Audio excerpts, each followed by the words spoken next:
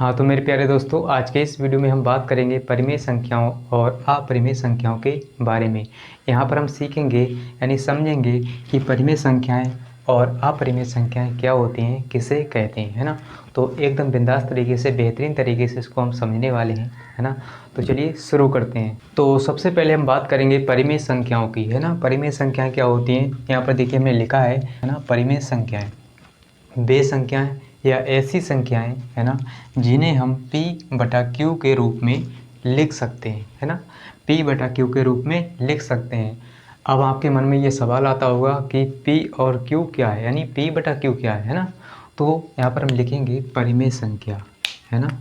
परिमेय संख्या किसे कहेंगे, जिसे हम p/q के रूप में लिख सकते हैं। तो परिमेय संख्या है ना। परिमेय संख्या किसे कहेंगे हम, जिसे हम p/q के रूप में लिख सकते हैं। इसको हम समझेंगे p/q क्या है ना। p/q क्या है, ऐसी संख्या यानी परिमेय संख्या क्या होती है जिसे हम p/q के रूप में लिख सकते हैं, है ना। तो यहाँ पर हम लिखेंगे जहाँ पर ये p और q क्या है ना। जहाँ p, q क्या है, पूर्णांक संख्या है। क्या है, पूर्णांक संख्या, है ना। अब आप कहेंगे ये पूर्णांक संख्या क्या होती है ना। आपके मन में ये सवाल आ रहा होगा, ये पूर्णांक संख्या क्या होती है। और यहाँ पर देखिए एक चीज़ और होती है, q बराबर, यानी q बराबर नहीं हो सकता है जीरो के, कभी भी q बराबर जीरो नहीं हो सकता है ना। q की जगह पर जीरो नहीं रख सकते हैं। चलिए इसको समझते हैं, पूर्णांक संख्या क्या होती है ना। पूर्णांक संख्याएँ, तो पूर्णांक संख्या क्या होती है इसको समझते हैं। पूर्णांक संख्याएं क्या होती हैं, है ना। देखिए पूर्णांक संख्या क्या होती हैं, जीरो से स्टार्ट करेंगे हम, यहाँ से 0, 1, 2, 3, 4, 5 डैश अनंत, है ना, अनंत। अब देखिए जीरो के इधर माइनस में 1, है ना, माइनस में 1 और माइनस का 2, माइनस का 3, है ना, डैश करके यहाँ भी अनंत होगा, है ना, अनंत। तो ये सभी क्या हैं, पूर्णांक संख्याएं, यानी ये सभी हैं पूर्णांक संख्याएं, है ना। जीरो के साथ साथ, यानी जीरो के इधर सभी धनात्मक संख्याएं होनी चाहिए और जीरो के इधर ऋणात्मक संख्याएं, है ना, जितनी भी होंगी अनंत तक, माइनस का अनंत, है ना। तो यहाँ पर देखिए क्या है, ये पूर्णांक संख्या है ना। इसी को हम क्या करेंगे, यहाँ पर लिखा है p, q क्या है, पूर्णांक संख्या है ना। तो यहाँ पर देखिए p की जगह पर आप इसमें से कोई भी संख्या ले सकते हैं और q की जगह पर भी इसमें से कोई सी संख्या ले सकते हैं, केवल जीरो को छोड़कर, है ना। यहाँ पर q बराबर जीरो नहीं हो सकता है ना, यहाँ पर इसलिए लिखा हुआ है। अब देखिए, अब इसको समझते हैं परिमेय संख्याएं आखिर में यानी होती क्या है ना। परिमेय संख्याएं देखिए, इसमें से आप कोई भी संख्या ले लीजिए, है ना, p बराबर कुछ भी यहाँ से रख दीजिए, है ना। ये सभी पूर्णांक संख्याएं हैं, जीरो से स्टार्ट होगी, इधर धनात्मक में जाएगी और इधर ऋणात्मक में, है ना, इधर प्लस और इधर माइनस।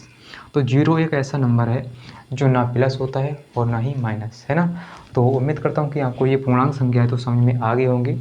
अब आप इसमें से कोई भी संख्या ले सकते हैं, है ना, p और q की जगह पर, केवल आपको q बराबर जीरो नहीं लेना है। सभी क्या होंगी, परिमेय संख्याएं ही होंगी, है ना। अब देखिए यहाँ पर हम रख के देखते हैं, है ना। यहाँ पर हम रखेंगे, यहाँ पर p की जगह 1 ले लेते हैं, माइनस का 1, और q की जगह पर ले लेते हैं 2। तो ये क्या बन गई, हमारी परिमेय संख्या बन गई। आप इसमें से कुछ भी ले लीजिए, है ना।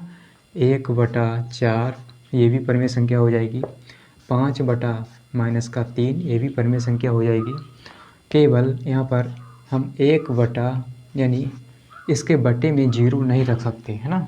यहाँ पर q बराबर हम जीरो नहीं ले सकते हैं, यहाँ पर थोड़ा बड़ा लिखते हैं। देखिए यहाँ पर मान लीजिए आपने 5 ले लिया और इसके बटे में आप जीरो नहीं लिख सकते हैं, है ना। तो यहाँ पर देखिए जीरो क्या है, q का मान है, यानी q बराबर आप जीरो नहीं रख सकते हैं। तो ये सभी क्या हैं, परिमेय संख्या हैं। आप कुछ भी ले लीजिए, यहाँ पर मान लीजिए 7/2 ये भी एक परिमेय संख्या हो गई, है ना। यहाँ पर आप 10/3 ले लीजिए, ये भी एक परिमेय संख्या हो गई, 10/3, है ना। तो ये पूर्णांक संख्या हैं, क्या है, p और q क्या है, पूर्णांक संख्या है ना। इसमें से आप कोई भी संख्या लेंगे, बटे के रूप में लिखेंगे और ये परिमेय संख्या बन जाएगी, है ना। तो इस तरह से हमने एकदम बिंदास तरीके से आपको समझाया है कि परिमेय संख्या क्या होती है ना। फिर से समझिए, वे संख्याएं जिन्हें हम p बटा क्यू के रूप में लिख सकते हैं, है ना।